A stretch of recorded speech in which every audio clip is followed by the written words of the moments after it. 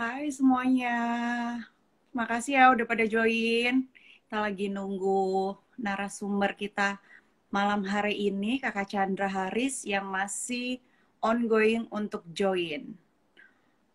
Oke, sambil kita tunggu ya.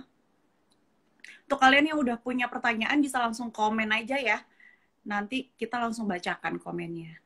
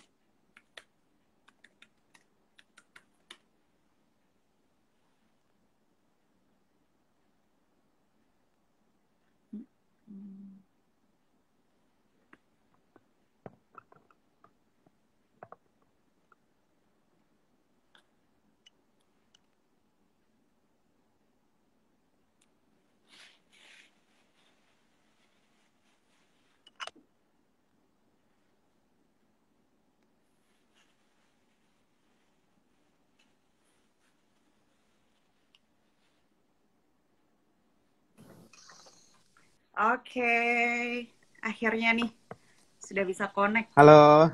Halo, selamat malam Kak Halo. Chandra. Masuk nggak nih suaranya? Masuk ya?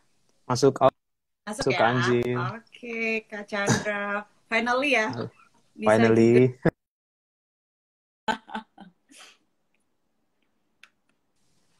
Oke, Oke, ini sinyal siapa nih yang lagi lagi nunggu peserta. error? Lagi nunggu. Ini udah pada banyak yang join nih. Aduh. Hai, boleh ya teman-teman langsung kalau ada pertanyaan bisa langsung komen di bawahnya, nanti kita bakalan bacain. Oke, ini aku bakalan buka acaranya dulu dan aku kenalin dulu nih. Siapa sih sebenarnya Kak Chandra ini gitu.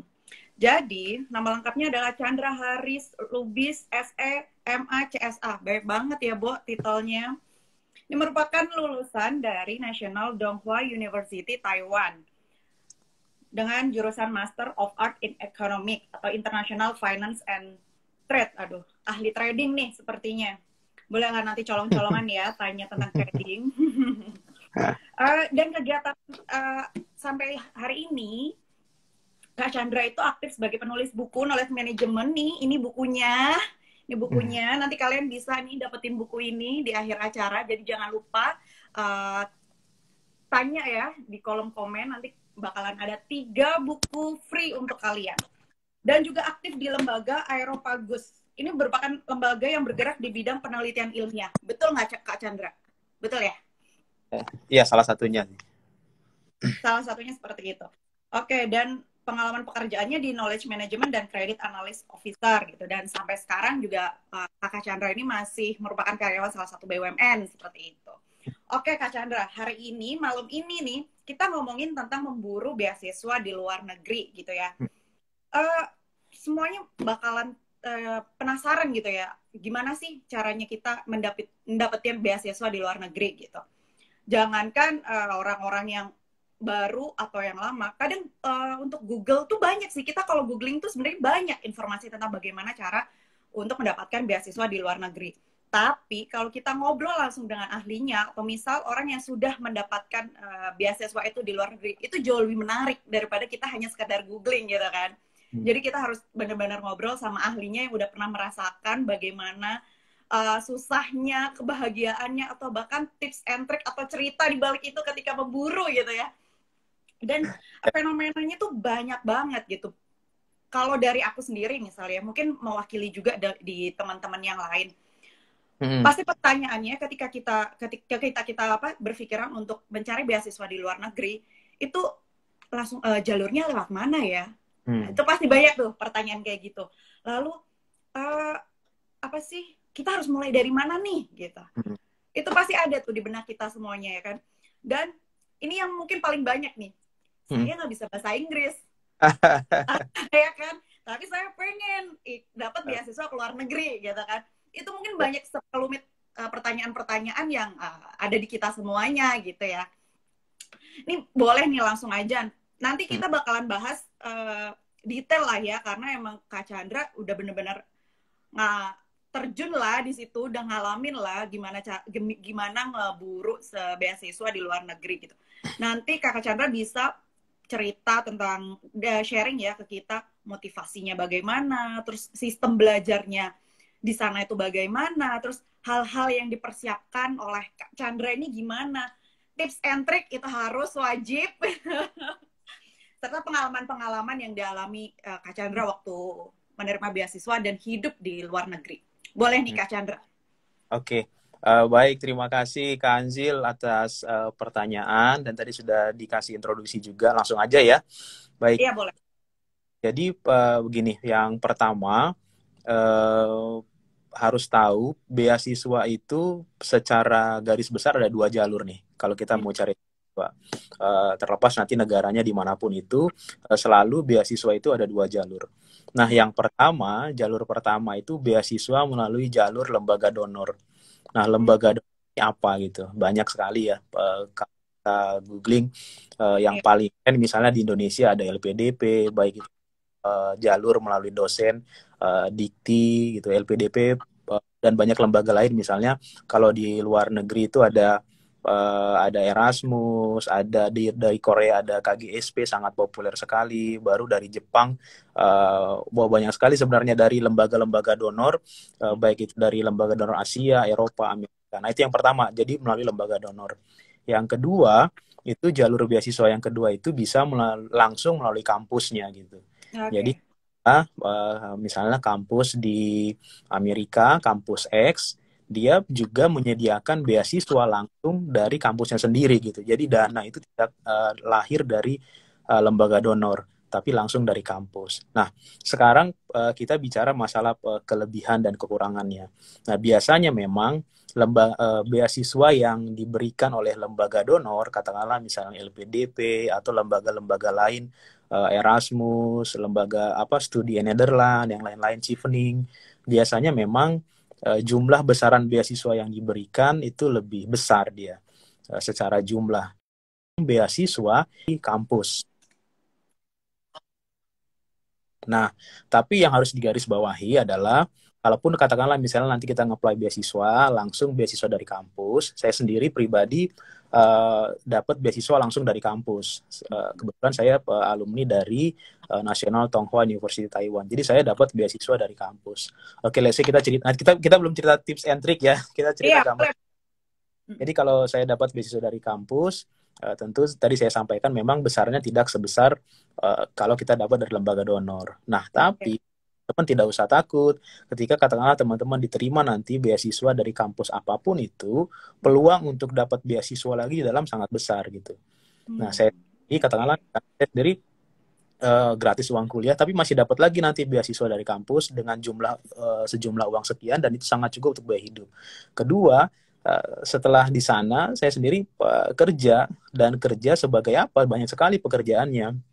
Saya kerja di sana setahun sebagai asisten riset. Asisten riset setahun, dan itu cukup sekali untuk biaya hidup di sana gitu. Nah, mungkin kalau mau tambah-tambah yang lain, kita bisa kerja sampingan, dan itu sesuatu hal yang sangat biasa gitu dikerjakan, bahkan orang-orang lokal sekalipun mengerjakan itu, dan itu tidak sesuatu yang quote and quote memalukan gitu ya, tidak, karena memang dan banyak sekali mahasiswa lain pun mengerjakan itu. Nah, tapi saya sendiri di sana kemarin yang paling utama sih saya sebagai asisten riset sih. Nah, itu. Nah, jadi itu kira-kira ada dua jalur beasiswa. Pertama melalui lembaga donor, kedua di kampus langsung. Oke. Nah, lalu kenapa sih saya kemarin cari beasiswa keluar negeri? Oke. Yang pertama, pengalaman saya secara pribadi memang dari sistem belajar, tentu belajar di luar negeri ya harus saya akui lebih advance ya secara sistem pelajaran. Kalau saya pikir sih masalah metode belajar nggak terlalu jauh lah ya. Intinya kalau sudah masuk perguruan tinggi kan kita tetap harus mandiri ya. Nah, cuma Iya. jurnal-jurnal, baru dan yang kompeten di bidangnya, dan networking itu yang jadi sesuatu yang berharga. Yang kedua adalah ya tentu pengalaman hidup berbaur dengan budaya yang berbeda. Iya. Kita bertemu dengan teman-teman dari negara lain, pola pikir yang berbeda. Nah, itu tentu sebuah pengalaman yang berharga. Selanjutnya saya pikir waktu itu toh ini ya kita sering sekali dibilang ya maksudnya ya hidup cuma sekali gitu ya. Nah, jadi Iya. uh, Mau kapan jadi lagi gitu kan? jadi itu salah satu motivasi juga ya kenapa kita tidak mencoba sesuatu ya benar-benar di luar dari kebiasaan kita selama ini gitu. Salah satunya adalah pergi jauh ke tempat-tempat yang mungkin nanti teman-teman mau tuju gitu. Itu sih secara umum. Nah, tadi pertanyaan mau mulai dari mana ya? Iya. Dari mana? Oke, mulai dari mana? Yang pertama, tentu kakak-kakak semua harus persiapkan diri secara pribadi. Nah, dokumen yang paling utama itu tentu semua beasiswa, mau apapun itu, baik itu melalui jalur tadi jalur melalui lembaga donor atau jalur melalui kampus, tentu dokumen-dokumen persyaratan yang mandatori itu pasti semua di mana-mana sama aja. Yang pertama atau TOEFL, TOEFL atau itu pasti mandatori dimanapun. Yang kedua yaitu surat rekomendasi dari kalau Bapak Ibu S1 tentu dosen S1 dulu. Kalau mau lanjut S2 ya. Nah, tapi kalau mau lanjut S3 nanti rekomendasinya bisa macam. Tapi paling paling umum sih dari dosen kita paling dahulu gitu. Iya. Nah, makanya dalam hal ini teman-teman, kakak-kakak semua penting tuh jalin relasi dengan minimal dosen pembimbing yang dulu waktu kuliah gitu. Jangan pernah Oke. kontak. Iya, iya benar. Karena itu sangat berpengaruh sekali ketika memberikan rekomendasi. Nah, beberapa beasiswa dia gini, beberapa beasiswa dia punya formulir rekomendasi langsung dikasih dari kampusnya. Nanti biasanya ada pertanyaan, berapa lama Anda mengenal saudara X gitu. Nah, Kalau tiba-tiba ujuk-ujuk cuman ya, gara-gara apa minta rekomendasi juga kayak gimana juga ya? nah kebetulan saya sendiri sampai sekarang sih masih komunikasi dengan dosen pembimbing saya yang dulu gitu.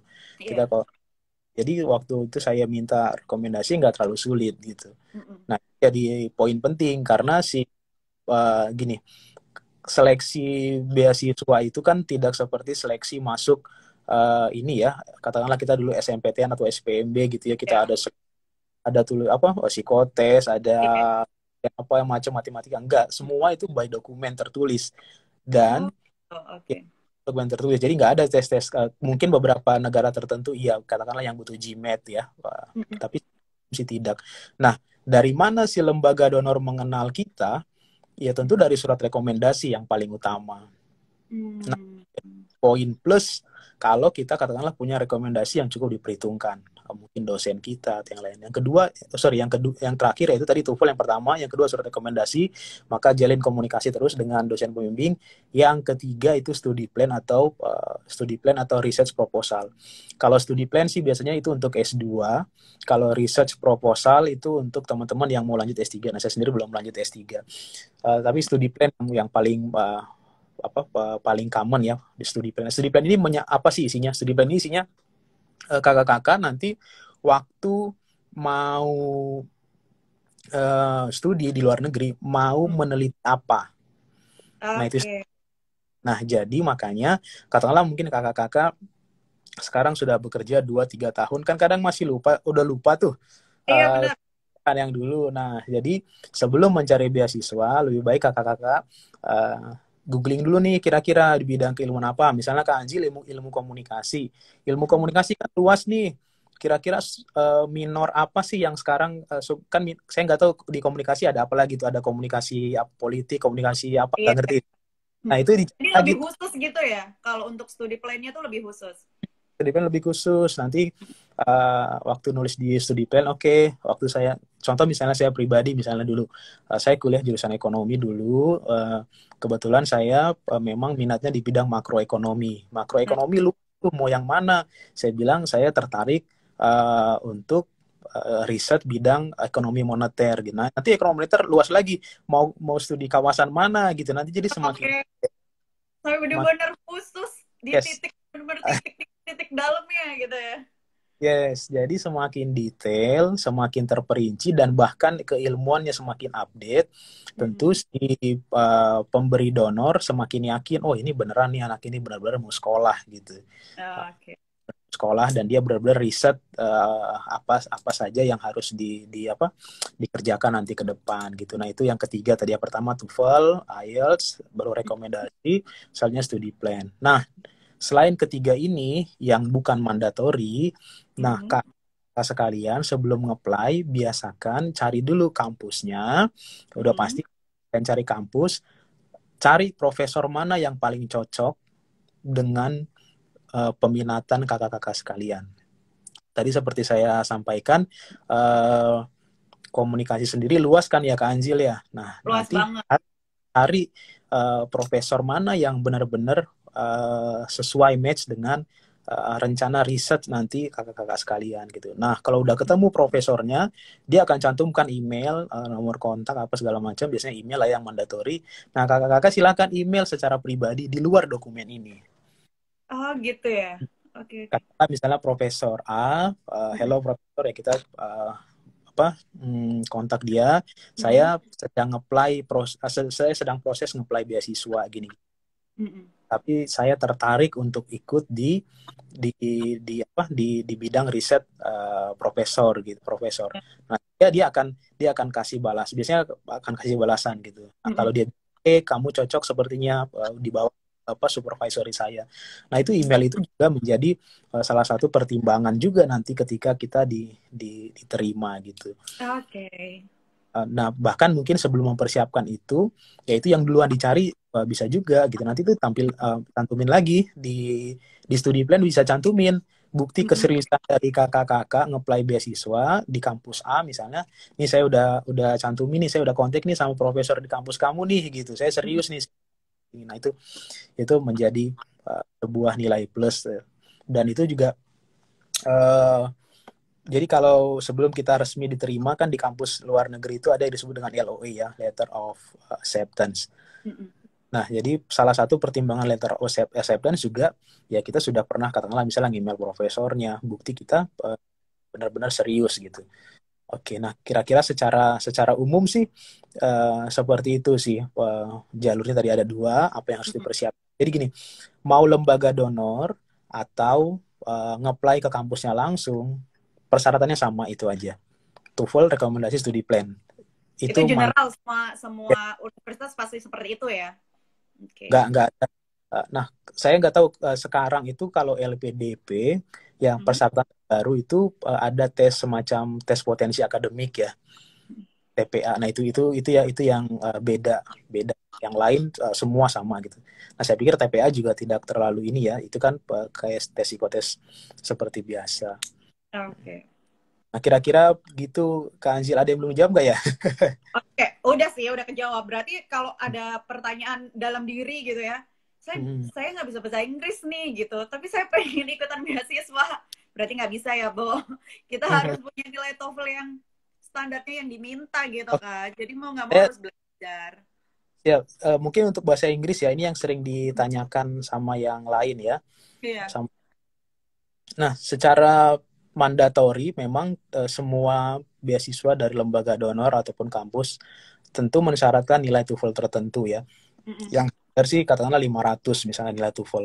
Nah, tapi begini, nggak usah oke lah, kalau kita serius pasti kita akan berusaha ya. Katakanlah misalnya kakak-kakak udah mentok nih, cuma 450, 490 katakanlah gitu. Atau mungkin ya lah ceritanya.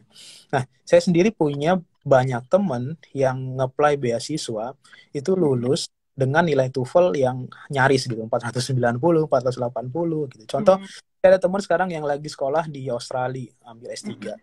TOEFL-nya itu di bawah nilai standar yang dipersyaratkan. Nah, kalau Oh, di bawah standar yang dipersyaratkan, biasanya kampus akan minta bukti-bukti tertentu yang menyatakan kalau Anda bisa melewati perkuliahan. Karena oh. kebetulan dia S3, lalu si pemberi lembaga donornya minta, Mm-mm. kamu kamu pernah pernah nulis apa dalam bahasa Inggris? Ya udah, dia cantumin ini dia tesis dia pernah dalam bahasa Inggris gitu.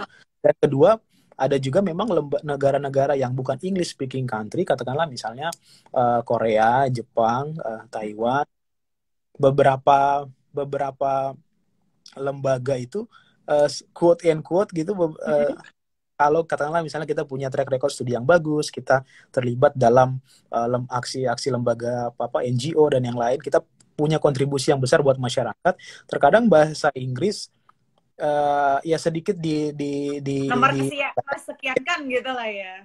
yang penting nggak terlalu parah katakanlah gitu ya, misalnya 490 480, biasanya dia akan terima gitu beberapa donor. Nah tapi itu exception, maksudnya sebisa mungkin sih ya kalau bisa minimal sesuai standar lah ya, sesuai standar. Iya. Tapi ya kalau ditanya apakah kalau TOEFL atau IELTS-nya jelek, sorry maksudnya tidak memenuhi syarat, apakah mungkin tidak diterima gitu ya, selalu ada exception sih. Cuman saya menyarankan sih kalau bisa ya minimal lulus standar lah ya, itu lebih lebih aman gitu. Lebih aman ya. Jadi masih ada dokumen-dokumen lain yang bisa dipertimbangkan daripada si ALT sama TOEFL-nya ya gitu. Oke, ini mulai sambil baca komen dulu nih. Ada yang tanya nggak? Ntar ya saya scroll. Nih, dari Kak Marvirano. Ini ada rencana nanti mau ambil S2 di Brunei yang kabarnya tiap tahun ada kuota dari Kedubes. Itu kalau mau coba apply, caranya gimana ya, Mas? Waduh, karena kebetulan saya nggak pernah apply beasiswa ke Brunei tadi ya. Atau syaratnya apa ya, siapa ibu yang nanya tadi ya, ibu bisa googling sih dari apa nama beasiswanya, biasanya sih pasti jelas sih. Saya nggak tahu apakah ibu itu untuk nge-apply anaknya itu dari lembaga donor atau dari kampusnya langsung, tapi ya silakan googling sih. Saya sendiri tidak tahu ya, maksudnya persyaratan ya, bagaimana, tapi secara umum sih tadi dokumen yang diperlukan itu mulai beasiswa apapun. Nanti ibu coba googling aja Bu, kebetulan saya belum pernah untuk apply yang Brunei Darussalam itu gitu. Secara persyaratan kuotanya dari Kedubes, jadi yang buka mungkin yang open dari Kedubesnya gitu ya. Kalau tadi kan ada dari LPDP-nya atau apa, atau kampusnya. Kalau ini berarti opennya dari Dubesnya itu ada emang seperti itu ya? Ada yang dari Kedubesnya langsung, yang ini yang buka ininya. Sama kalau nggak salah KGSP itu beasiswa Korea, itu Kedubesnya langsung yang ini seleksi. Untuk open seleksinya ya. Oke. Pertanyaan berikutnya, mari kita baca dulu. Dari Kak Visa Maulina, Kak Chandra kenapa akhirnya pilih Taiwan nih? Oke. Jadi ini yang pertama, saya itu pengalaman nge-apply beasiswa 2 kali. Yang pertama nggak lulus, yang kedua yang ke Taiwan yang lulus. Nah yang pertama itu, nah gini, saya waktu itu baru selesai kuliah gitu ya, saya baru selesai kuliah, jadi saya belum banyak tahu ya bagaimana tips and trick nge-apply beasiswa waktu itu gitu. Yang pertama waktu itu saya nge-apply, saya masih ingat LPDP angkatan kedua. Waktu itu saya nge-apply beasiswa mau ke Jepang, saya udah lulus semua administrasi segala macam, udah pede banget lah pokoknya, lulus lah ini pasti gitu. Pede banget lulus ke Jepang. Karena yang tinggal 7 orang kalau nggak salah waktu itu. Dan akhirnya ya saya harus kalah di wawancara akhir. Itu pengalaman saya yang pertama kalah. Nah setelah itu saya bekerja di salah satu BUMN, bekerja. Nah lalu waktu itu kenapa pilih Taiwan? Karena kebetulan ada adik junior saya justru yang duluan kuliah ke Taiwan gitu. Nah jadi saya dapat informasi dari adik junior saya. Nah jadi yang harus digarisbawahi sebenarnya gini, kakak-kakak semua penting untuk punya koneksi siapapun itu yang sudah duluan nge-apply beasiswa ke luar negeri. Nah kebetulan adik junior saya yang waktu itu di Taiwan sudah di sana gitu ya. Jadi saya punya informasi yang lebih gitu. Nah itu yang pertama, alasan pertama. Alasan kedua adalah Taiwan sendiri secara pendidikan tidak kalah dengan negara-negara katakanlah Jepang dan Korea, dan pendidikan di negara-negara maju lainnya, karena Taiwan sendiri sudah merupakan negara maju.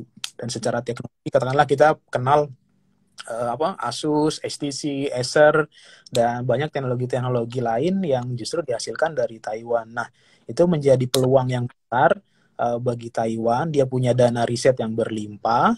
Nah, Mm-mm. jadi peluang untuk mendapat beasiswa menjadi lebih besar. Nah, tadi kan saya cerita Mm-mm. beasiswa ada dua jalur ya, Kak Anzil ya. Mm. Satu Iya, kampus dari lembaga donor. Nah, lembaga secara donor. karena Taiwan sendiri dengan pendapatan per kapita yang besar, dia punya dana Mm-mm. riset besar. Jadi beasiswa yang dari kampusnya itu relatif cukup dan yang relatif besar lah menurut saya ya. Oke, ini harus Karena digaris bawahi nih. karena begini, kalau kakak-kakak sering googling gitu ya, kan sering juga ya ikut pameran-pameran gitu Ya. beasiswa di apa di Australia katakanlah available scholarship until to 75% sampai 100%. Sebenarnya semua kampus juga banyak nawarin beasiswa gitu. Ya. Nah, beasiswa yang bebas uang kuliah gitu. Nah, kebetulan itu kemarin salah satunya selain beasiswa uang kuliah gratis juga ngasih uang saku gitu. Ngasih Lumayan ya. uang saku. Jadi ya itu ya salah satu pertimbangan saya selain memang pendidikan yang bagus. Saya sendiri ya ini cerita pengalaman lah ya. Pengalaman Iya, tadi kan waduh, saya sendiri hampir setahun ya penyesuaian karena apa ya komparasi uh, lengkap lah ya istilahnya ya, kan. saya nggak pernah dengar ini di S1 tiba-tiba dengar ini gitu kan. Jadi Uh, wah saya hampir setahun gitu ya untuk penyesuaian gimana bisa bisa benar-benar bisa survive dengan mata kuliah yang ada gitu dan itu menjadi pengalaman yang inilah ya berharga ya gitu sampai mm-mm. ngajar tugas pagi-pagi gitu kadang kita Sabtu Minggu juga ngejar deadline tugas dan itu ya sangat disiplin sekali gitu. Nah itu sih kenapa saya pilih Taiwan. Oke. Ini ada lagi pertanyaan dari celotehku. Biasanya nilai TOEFL minimal berapa, Kak? Apa 500 itu tadi ya, Kak Chandra ya? Ya 500 usahain kejar 500. Nah, Oke, itu standar kali ya semuanya ya rata-rata 500. benar banget. Oke, ini ada pertanyaan nih dari Kak Faiza. Waktu wawancara biasanya ditanya apa aja nih, Kak? Dan boleh share dong tips dan trik saat wawancara beasiswa.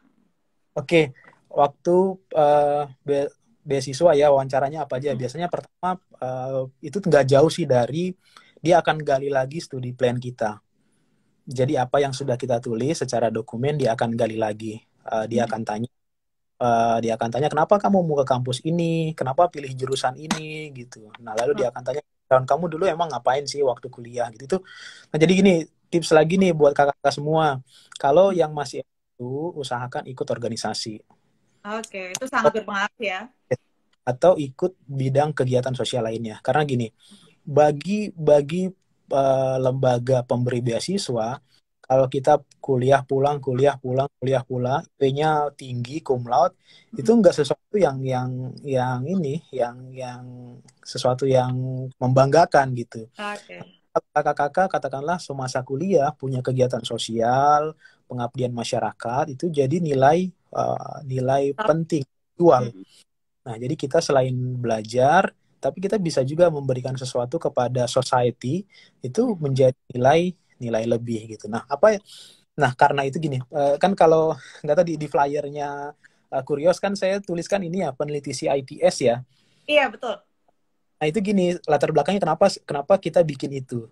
Salah satunya gini, teman-teman yang dulu kuliah S1 sering sekali terlalu sibuk dengan kuliah Uh, sehingga tidak punya kontribusi buat society.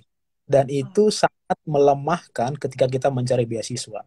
Nah, akhirnya oke. saya beberapa teman bentuk lembaga itu, CITS itu, supaya teman-teman yang katakanlah yang punya hobi nulis, punya hobi menulis riset kecil-kecilan, bisa publish lewat itu, CITS sebenarnya gitu. Itu Oh, sebuah, sebuah jembatan sebuah buat media ya, sebuah media untuk ya.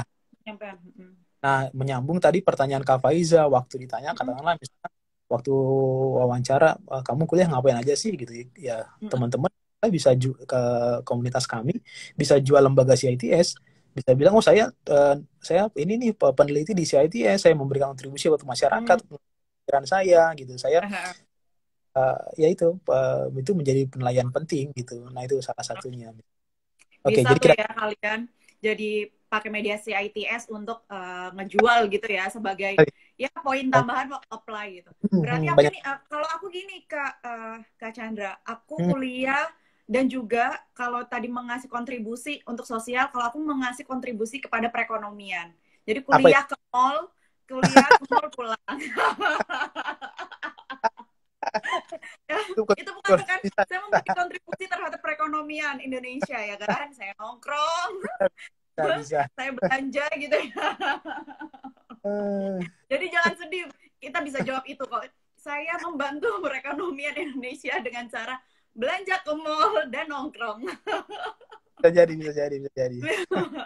Bisa ya, ide tambahan lah. Ini ada pertanyaan lagi nih dari Kak Dena. Kak Chandra, saat ini juga ada yang kuliah S2 via online di luar negeri. Nah, menurut Mas Chandra, materi dan feel-nya sama nggak sih dengan sekolah di luar negerinya kayak gitu? Oke, saya sendiri pengalaman 2 kali ya ikut yang short course luar negeri. Pertama saya yang di Berkeley, Amerika, kedua yang di Cambridge, Inggris. Eh, dengan pengalaman kuliah langsung, Kak Diana pasti berbeda sekali gitu. Karena kalau kuliah langsung kan kita berinteraksi langsung dengan network teman-teman dari luar negeri. Dan yang paling utama sih saya secara pribadi ini sekaligus pengalaman ya, itu pengalaman berinteraksi langsung dengan profesor pembimbing. Itu menjadi sesuatu yang berharga bagi saya. Saya kalau boleh cerita, saya sendiri riset untuk tesis saya itu hampir 1,5 tahun. Jadi di Wow, semester, luar di semester biasa, panjang.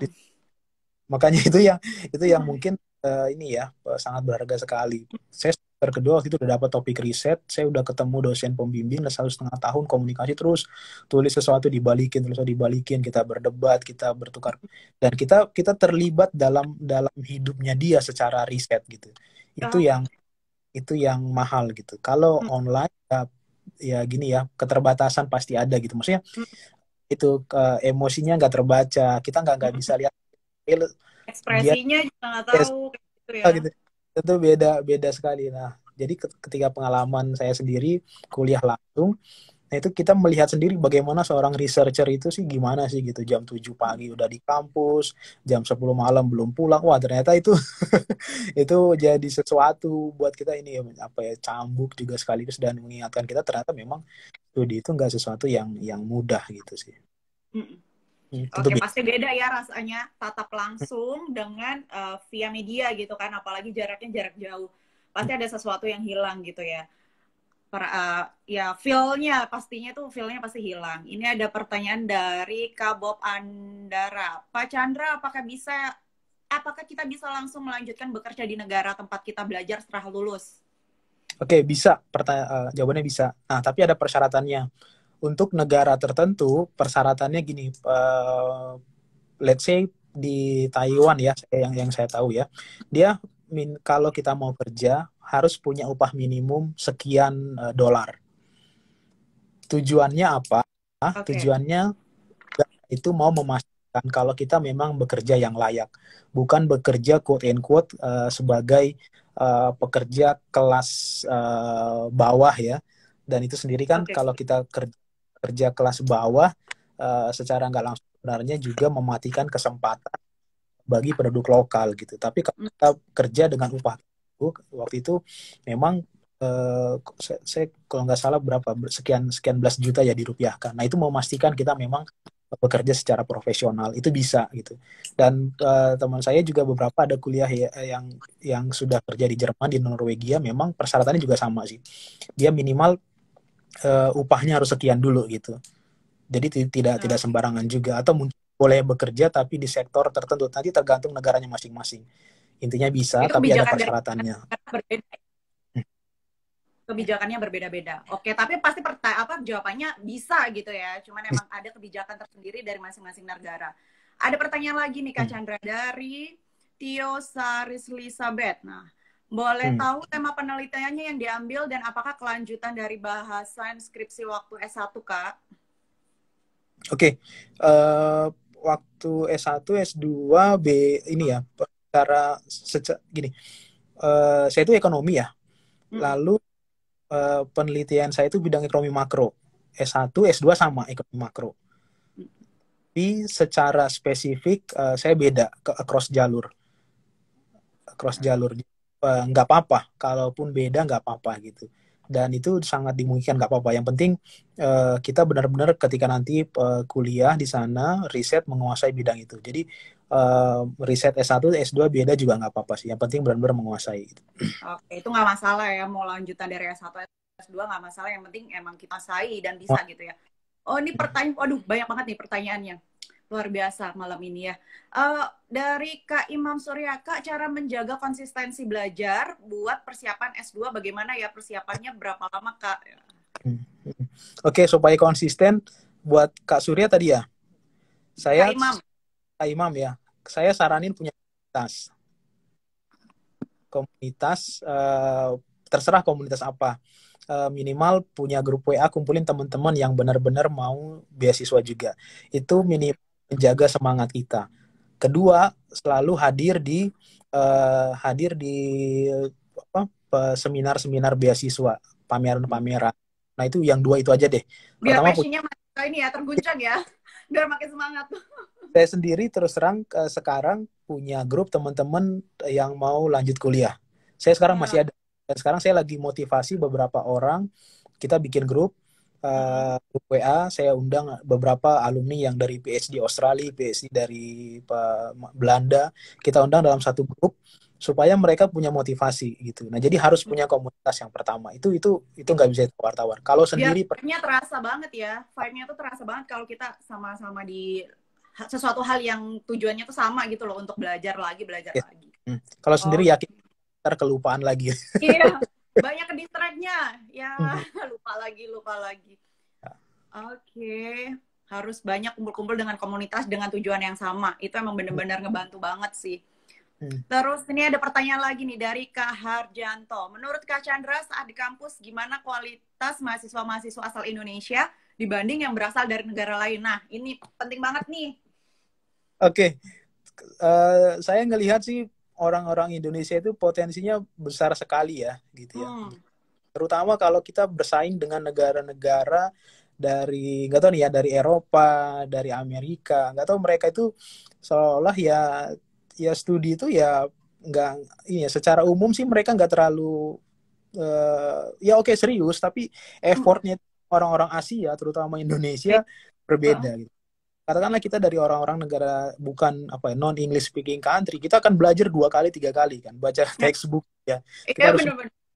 nah itu effortnya wah beda gitu dibanding negara teman-teman dari Eropa Amerika. Mereka cenderung lebih santai, nggak inilah ya, nggak sekompetitif yang kita kira.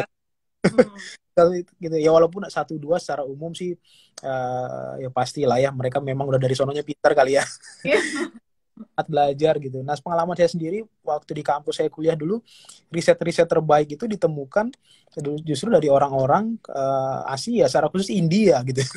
Wow, luar biasa. Itu nggak tahu sih ke pengalaman Kak Harjanto. Saya kayaknya kenal deh yang nanya. Kalau orang yang India, lulusan S2-nya di mana nih? Newcastle ya kayaknya. Ya, Newcastle, iya betul. Itu kalau orang India, wah luar biasa deh. Semua negara ngakuin sih. Orang India secara khusus ya, mereka risetnya oke.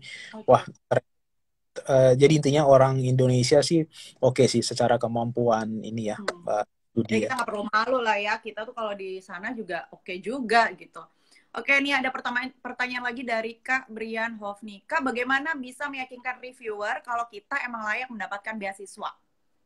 Oke, yang pertama meyakinkan teman-teman kakak-kakak benar-benar tahu nanti ketika studi lanjut mau neliti apa, mau bidang riset apa. Nah itu menjadi sesuatu apa ya yang meyakinkan lembaga donor dia benar-benar sudah gali bidang keilmuan dia, benar-benar dia studi riset bidang apa, itu sebuah nilai penting. Kedua, kalau kakak-kakak yang sudah bekerja, jual nilai selama kakak-kakak bekerja dulu.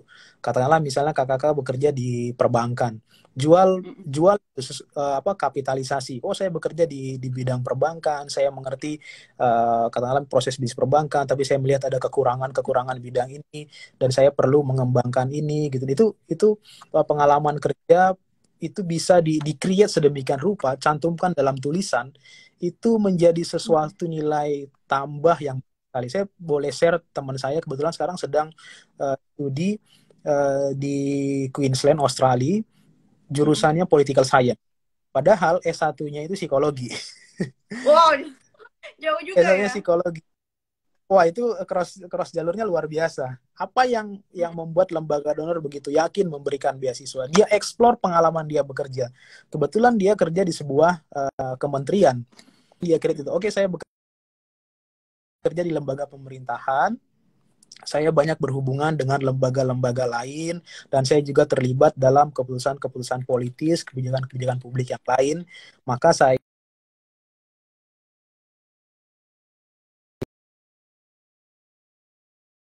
gitu.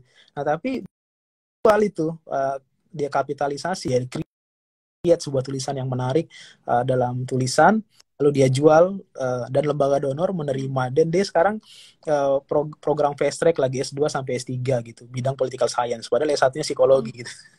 Banyak pengalaman kayak gitu, banyak sih yang cross jalur, dan bagaimana meyakinkannya salah satunya kalau yang sudah bekerja tadi jual nil itu. Nah, kalau yang belum bekerja, yang masih fresh, bisa juga teman-teman manfaatin lembaga-lembaga sosial di mana teman-teman terlibat gitu. Oke.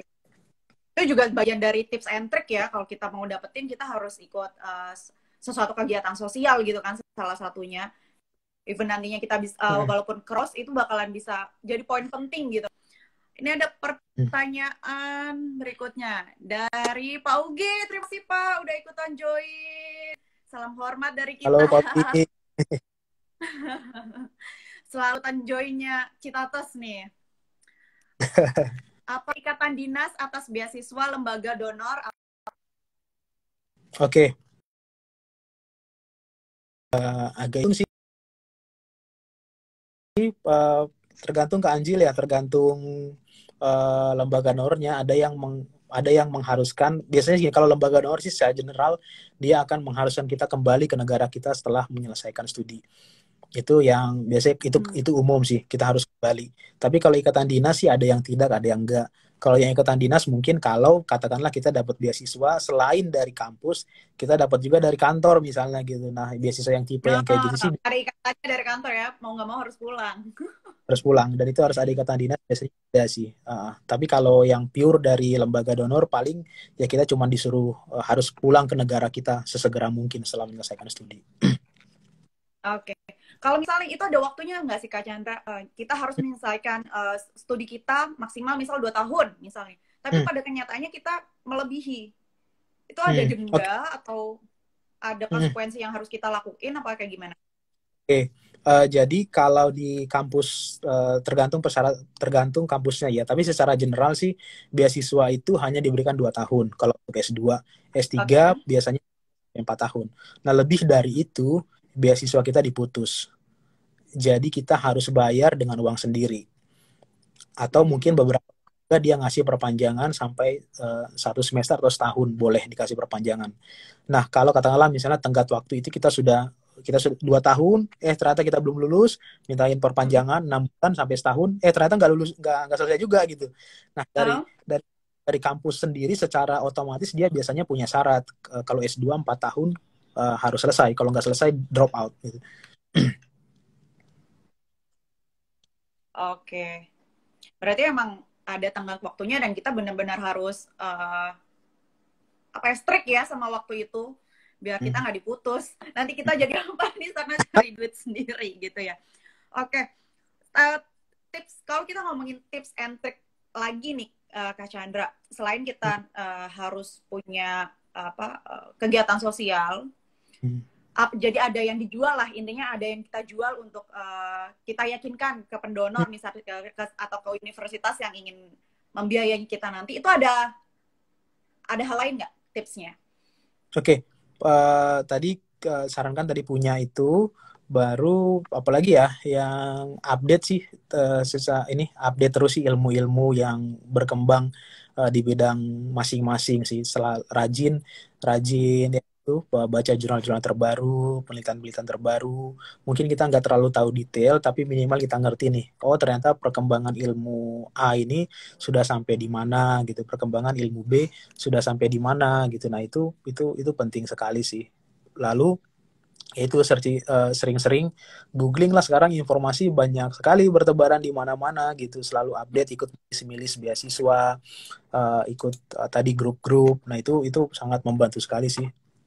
Yang paling Oke, utama apalagi kalau vibe-nya sama ya, sama-sama untuk mencari mencari apa namanya beasiswa itu pasti sama-sama mencari apa memberikan semangat lah untuk ayo fokus gitu. betul-betul. Itu pastinya sih. Nah, ada pertanyaan lagi nih dari celoteku. Biasanya berapa lama proses sejak pengajuan hingga berangkat ke negara yang dituju?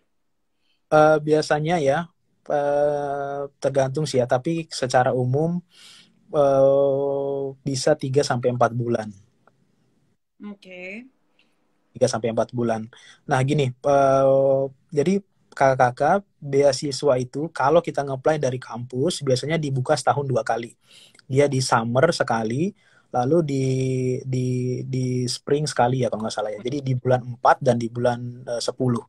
Jadi kalau beasiswanya buka bulan 4, biasanya kalau kuliahnya bulan 4, biasanya bulan 1 di Oktober itu sudah dibuka. Jadi Oktober, November, Desember, Januari, jadi cuma 4 bulan kan jaraknya, 4 sampai 6 bulan gitu. Iya.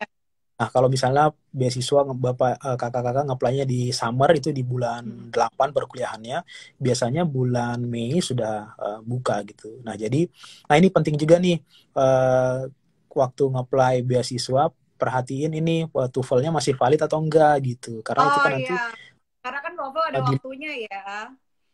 masih valid atau enggak, nanti itu dilihat juga waktu ngeplay ya beasiswa gitu Oke. ya. Okay.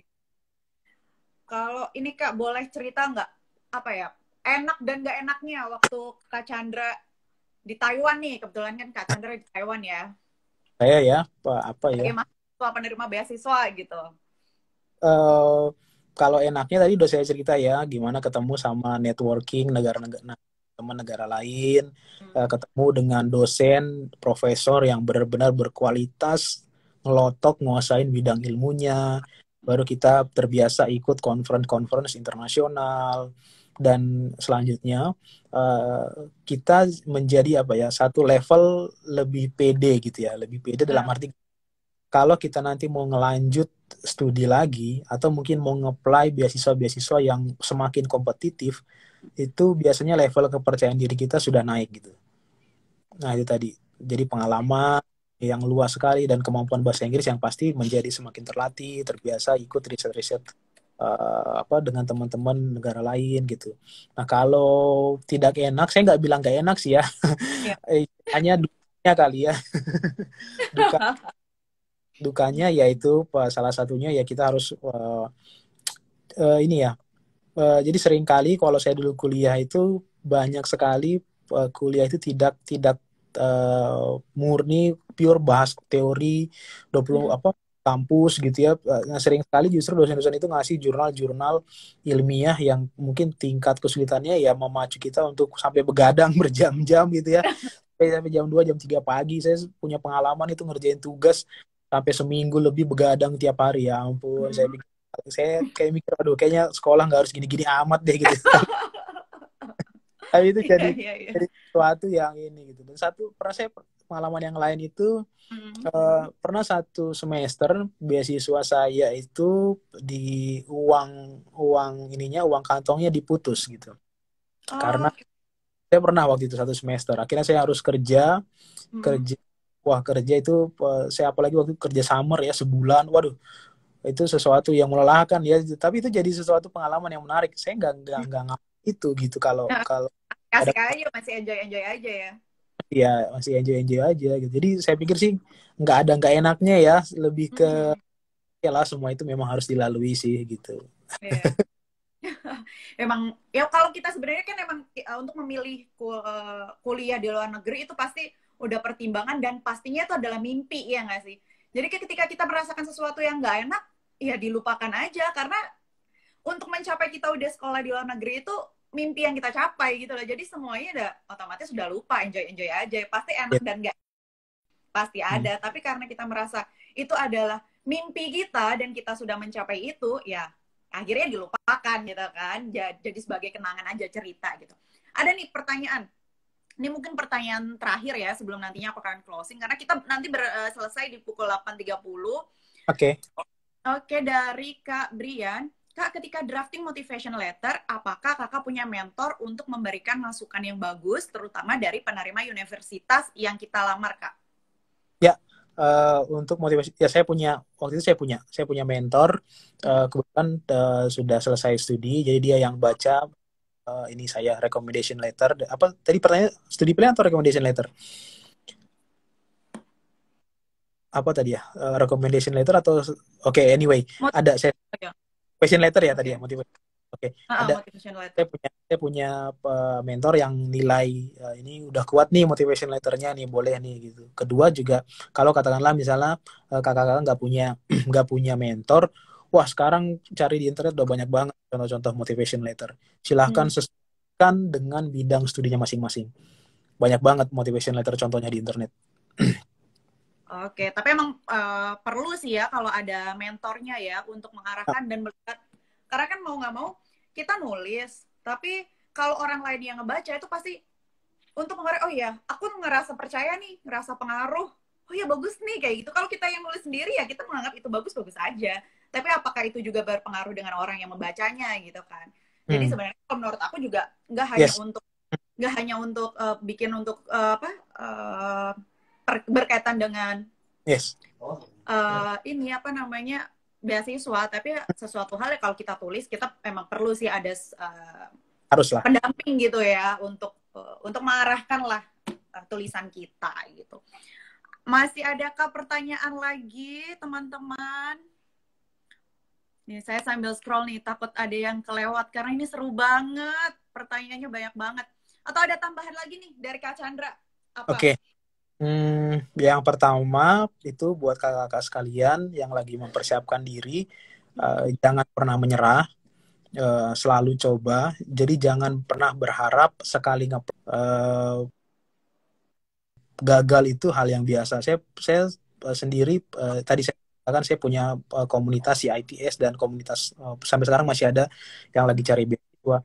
Itu sampai orang ngeplay 50 kali, 20 kali itu hal yang biasa. Teman saya yang sekarang kuliah di Polandia, dia sampai cari profesor di seluruh dunia. Ngeplay satu Oh, ditolak, tolak, ngeplay satu ditolak. Itu sampai 5 kali dia cari dan sekarang dia kuliah di Polandia gitu. Itu hal-hal yang biasa ditolak berulang kali. Jadi karena gini, kita bersaing dengan jutaan orang di tempat-tempat lain yang juga pingin kuliah secara gratis. Jadi kalau kita bermimpi katakanlah ingin dapat mudah, itu harus kita buang gitu. Jadi ya memang harus butuh perjuangan gitu ya. Nah, selanjutnya begini, kakak-kakak tentu selalu mindsetnya kalau beasiswa itu selalu Eropa, Amerika. ya negara-negara besar itulah ya. Banyak sekali beasiswa dari negara-negara lain yang kualitasnya tidak kalah dari negara-negara itu dan itu tidak terlalu terekspos. Tadi saya cerita tentang Korea salah satunya, misalnya KGSP itu negara yang kita tahu lah ya, Korea ya, dan itu Iya.